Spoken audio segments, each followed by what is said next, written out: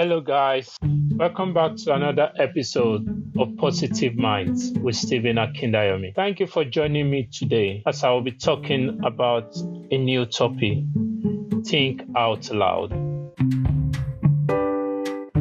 Like the Chinese proverb says, you cannot prevent birds of sorrow from flying over your head, but you can prevent them from building nests in your hair. Attitude is a choice. Happiness is a choice. Optimism is a choice. Kindness is a choice. Giving is a choice. Respect is a choice. Whatever choice you make makes you choose wisely. Don't waste your time with explanation. People only hear what they want to hear. It is not what you have or who you are or where you are, what you are doing that makes you happy or unhappy. It is what you think about it. You are the master of your heart too. Our life is what our thoughts make it. Think about it for a second. If you don't follow your dream, who else will follow you? If you don't become who you're supposed to be, then who will be you? Think out loud.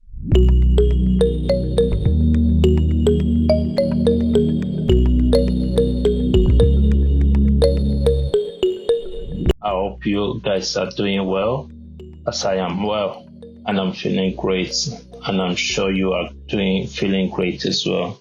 I can't just say it more better than to just thank you guys for joining me again on Positive Mind. Today I'll be talking about a new topic: think out loud. And when I was about to start this podcast, my son walked into me and he saw me writing in my diary and he said, "Oh, Daddy, what are you doing?" I said, "Oh, I just want to write some points out so that when I'm doing my podcast, so I don't miss out some things I want to say." And he said, "Why did I decide to talk about think out loud? Is it like LOL, laugh out loud?" I say, in a way, something similar, but in a different way.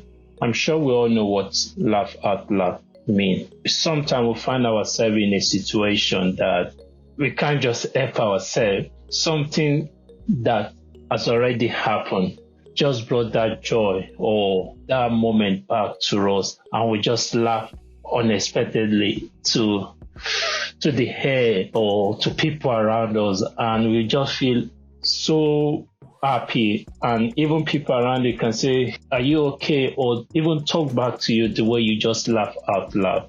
And sometimes it could be something you are expecting, maybe in a way you've been put on waiting lists on different phases of life.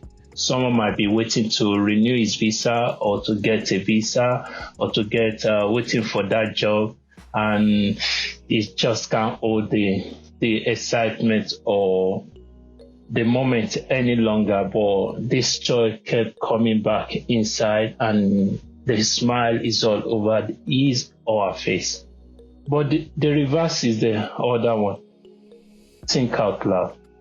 There are things that happen to us that we never planned for them. Some things has happened to me that I would never believe this will happen to me. Imagine trying to do everything right, trying to live right. You've been told that do this and this will not happen to you. Don't do this and this will not happen to you. I have so many friends that been married, few of them that been married for more than years or still not having a child. And I know this particular lady as well, that she kept herself all through her teenager and up to when she got married, that she will never meet any man. And she's stuck in a marriage without no child. I know we might say ghost time is the best. She laughed about it. She talked about it. But sometimes, without no doubt, I'm sure when she is by herself, she will have some question or some thoughts about, what did I do wrong? Why did I deserve this? I've done all what I've told to do. I've tried to play my part. Why is the nature not playing its part in my situation?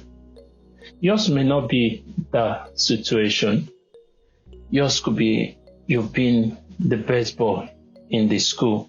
You've been the daddy's pet at home because you've always do what is right. Just like the story of Joseph in the Bible. He didn't choose to come to that family, but he came to the family. There was a vision upon his head. There was a dream God gave to him that will become king over his people. But that didn't go well with him.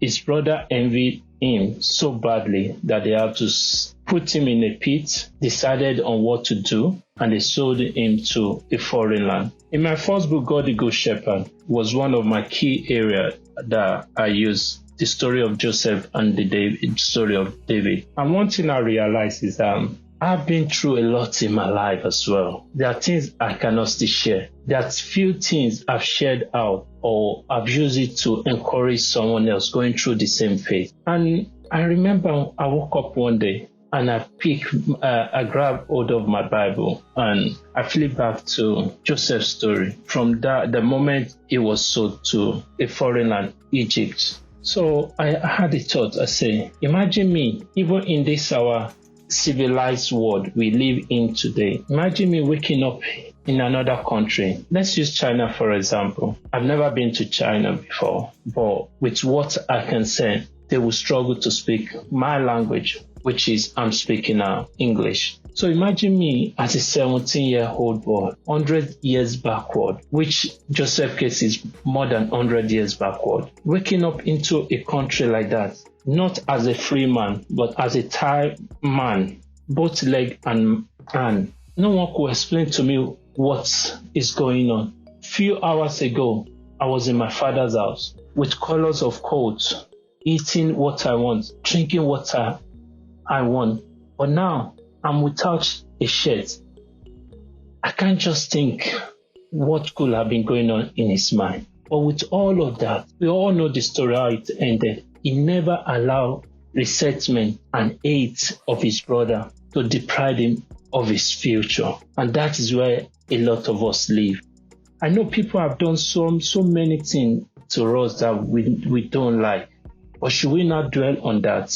No, we shouldn't. Someone thought, think out loud. Is it to say one's thoughts so that other people can hear them? Capital no. Like I said earlier on, I was asking myself if I was still happy the way I was before this whole lockdown.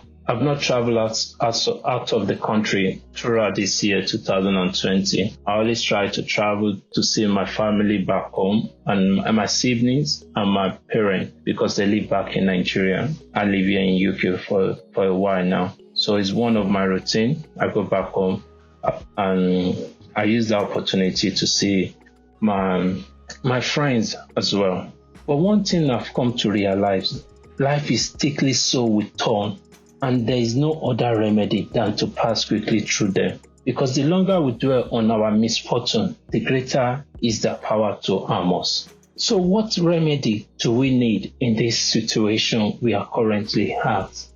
Like I was using Joseph as an example. There is one thing I think Joseph never threw away, and that was his attitude. His attitude to everything that happened in his face, in the face of the challenges. When his brother sold him, when he got to Egypt, when he was sold to Potiphar's house, when he went to the prison, when he interpreted the Pharaoh's dream, his attitude never changed. Don't get me wrong. There were times he would feel betrayed. There were times he would think, why me? We do ask those questions. But the truth of the matter is that when the Bible recorded that Joseph in the prison was made to look after other prisoners, it takes someone with integrity, someone that has a composed mindset to be in that situation. It takes only someone that is stable to look into another man that is depressed, while him as well is going through his own depression, and help them in their situation. He approached the baker, the story which we all know. The king's baker and the wine bearer was thrown into the same prison that Joseph was thrown into after being accused wrongly for raping or attempted to have to sleep or to rape, like they say, his master's wife, which it was later found out that it was all set up. But there are some setup that can only take us to our destination. It's hard to be honest. I cannot imagine myself being thrown to prison, handcuffed, and they all was watching me on CNL or Sky News, and I'm trying to figure it out. How will people react to it? Some will say, "Oh, we thought you used to write. Oh, we thought he's a good man." I can't figure that out. There will be different view to it. But this story of Joseph, every day of my life, has been a very big key to everything I do. No matter what happens, I sit back, I watch, I think, I let it flow.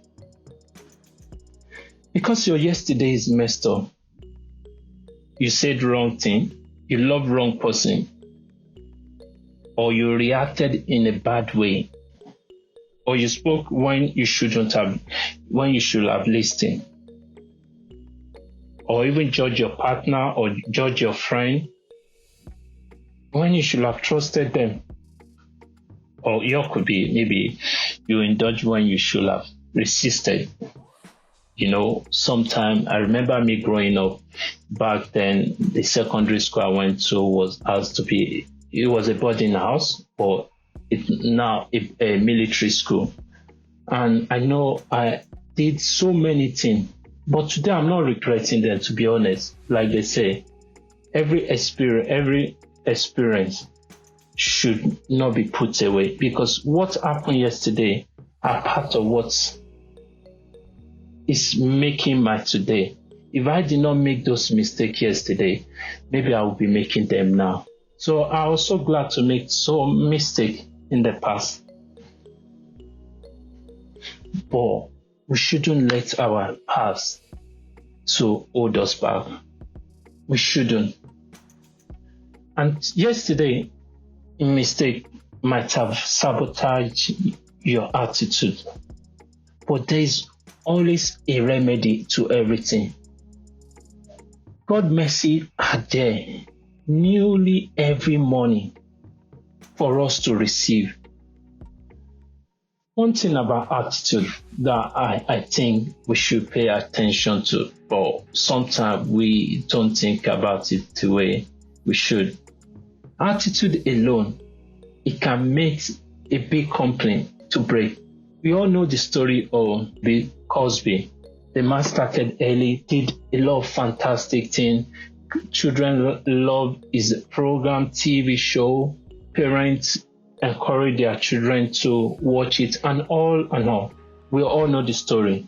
But because of what ended up coming out that was not known to the world before, destroy all this that he has labored for. Many companies are pulled out in support.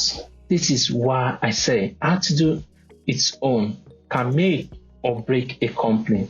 Even a church, attitude can break it. People can stop trusting a man of God that they used to trust before. If certain things were not done the way they should do, or if right attitude are not in place. Even home, our attitude to our spouse or in our relationship, at work, wherever we go to, it can change things.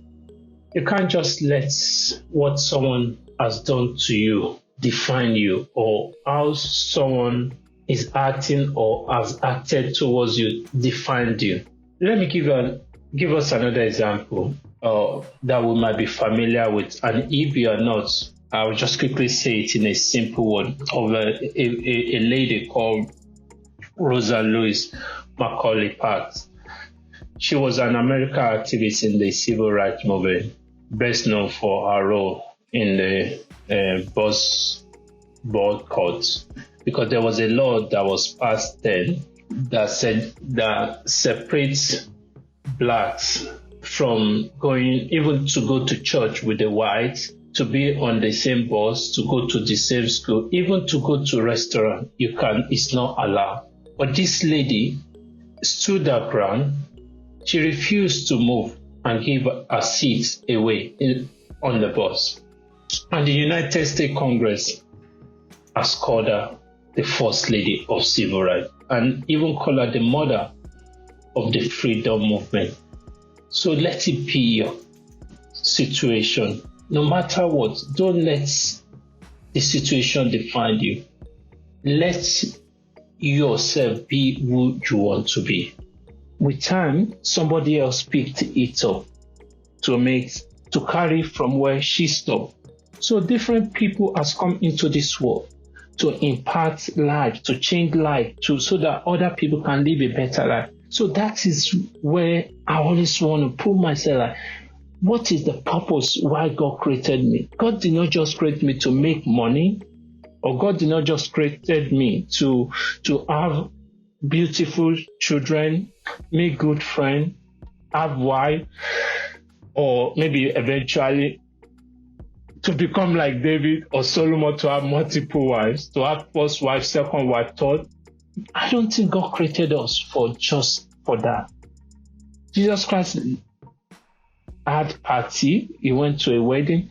Jesus Christ healed. Jesus Christ did a lot of things. But his purpose was to come for our redemption, to die on the cross. And towards that time of fulfilling that moment, we all know the story. In the Garden of Gethsemane, when he was praying and he couldn't bear it, it was too much. And he even prayed. And the Bible says his eyes were full of like blood coming like a tear. If this cup can just pass away. Just like I started, I said some of us, I know a friend that have been married for longer than 5 years and still not having a child. And this is a girl that I know growing up, never even had anything with any man. Should we now say it is okay to indulge in sex before marriage? I'm not judging those that have done it or that have not. I'm only focusing on people doing things right, but they're not getting the good results. But some still find a way to let not their attitude affect everyone around them. In other way, they use that situation to better things. That, like story of Joseph. He was in the prison. He interpreted this the story of the dream of the baker and the wine bearer, and all what he said came to pass. The Bible even recorded 2 years after they left the prison, they did not remember Joseph until Pharaoh had a dream. This I would say to you. I spent so many time with my grandmother, not as I wish I could. Like I said earlier on, I was in a boarding house in my secondary school, then back in Nigeria. And when we have short break, I would rather not go to my parents' house because they live in Lagos. I was schooling in Ibadan, and my grandmother was living then at Abeokuta in Ogun State. So I would go there because I know I would get more things than just going home. Things were not that beautiful at home then, and I just find more comfort going to my grandmother's place. At least I can eat 3 square meals, breakfast, lunch, dinner. Well, my grandmother was old then, so she spent most of her time indoor. So I always creep to her room just because I wanted some things to like, grandma, can I have this? And in between that, grandma will be talking. He says, son, one thing I will say to you in life, don't ever give away power of helping others. And one day I asked, I said, Grandma, why did you always think I have to help others when nobody is helping me? How am I going to get by all help? And he said to me, see, when you dig someone out of the hole they are, that is the best place for you to now bury yours. That got me thinking. Then I was 16 years old. Till then, people that are close to me know how much more I cannot allow the next man to go hungry while I have extra to take home with me. Just like Charles Rosell Swandell once said, that we cannot change the inevitable. The only thing we can do is to play on the one string we have, and that is our attitude. He further said, I am convinced that life is 10% what happened to us, and 90% is how we react to them. And so it is with you. We are in charge of our attitude. He is an evangelical Christian pastor in America. This is not my word. But this I say to you before I go, in rounding up, do not let the behavior of others destroy your inner peace. Nobody can bring you peace but yourself. Because, for example, if you are depressed, think about it. What makes us to be depressed? It's things of the past. And depression is not good for us. Most of us living in our past, that is why we are depressed. And when you easily see people that are really anxious of things, these are more people that are living in the future. Oh, how I'm going to get 7-bedroom flat. I'm going to build a house in a city. How I want to buy the latest car. And so on. But trust me, when you see someone living in the present, you can feel the joy. They live in peace of mind. And this is where the word has gotten us to. Even Jesus Christ's message wasn't that we shouldn't make rich and all of that. And that is why I say, with all of this, we should prepare for greater thing ahead, which is beyond this place. And all these things we can only have them here. Nobody take all what they have to the grave. Even people that ask people to bury them with this and that. None of them can vow that those things follow them to life after their deaths or wherever they are. I'm sure if you dig back that graveyard, or you will find out that those things have returned back to dust, just like them have returned back to dust. We need to realize that when things change inside us, 100% guarantee that things around us will change. Some of us feel so unnoticed, even in our home, in a place of work, in church. So many people just want to belong. They just want to quickly reach out to one brother or sister that they feel can help them.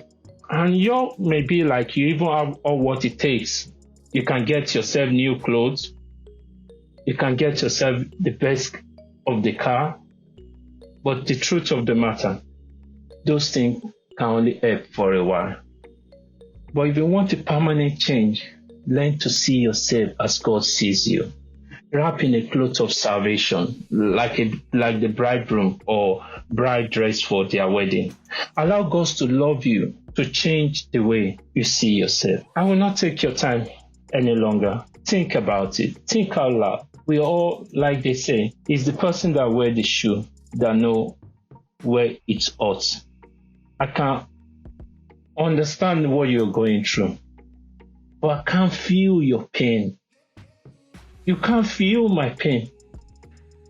No matter how much a man loves his wife, the worst he can do, or the best help he can do during labor, is to follow the wife to the labor room. He can't do the pushing for her. She will bear the pain before the joy. The man understands she's feeling the pain. The nurse standing by, the midwives understand the pain, but she's the one feeling the pain. That is how it is with us. My pain, I can only feel it myself. It's good to have emotion. Yours is indifferent. I can only understand your situation, but I cannot feel your pain. You might be pregnant with your dream now. You might be pregnant with yours, might even be other way. It could even be debt. Pile up. How are you going to sort out all of this? We've been through it. People before you have been there. People after you will be there. But your attitude towards your current situation is what matters. Don't let your problem define you. If your problem is so big, it's because you're seeing your God so small. But when you see your God so big, trust me, your problem will be very, very easy. I conclude.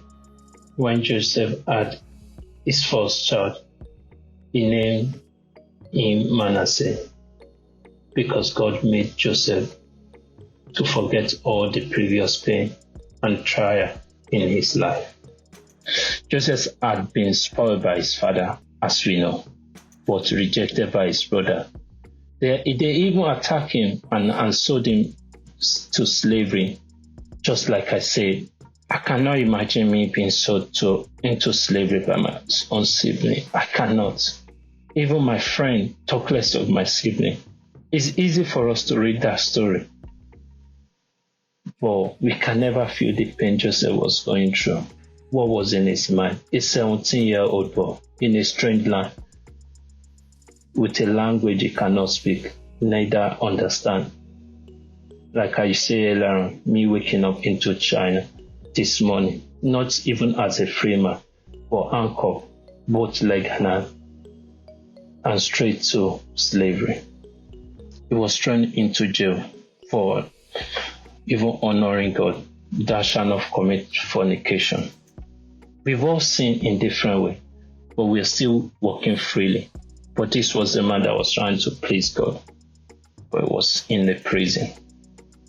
Despite years of his kind of treatment, Joseph could say, I choose to forget it all.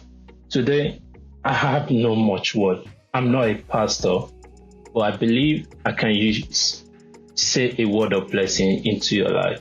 And today, I say to you, God will give you a miracle that will make you to forget the pains, the poverty, and all you don't want to remember or don't want in your life. In Jesus' name. Thank you once again for listening to another episode on my podcast, Positive Minds. And I hope to hear back from you wherever you are listening from, whether through my website, YouTube, or podcast channel. Please don't hesitate to drop your comments, and you can always visit my website, StephenAkindayomi.com. There is a contact section there, and I can't wait to hear from you again. I remain your host, Stephen Akindayomi. Bye for now, and stay blessed. Be positive.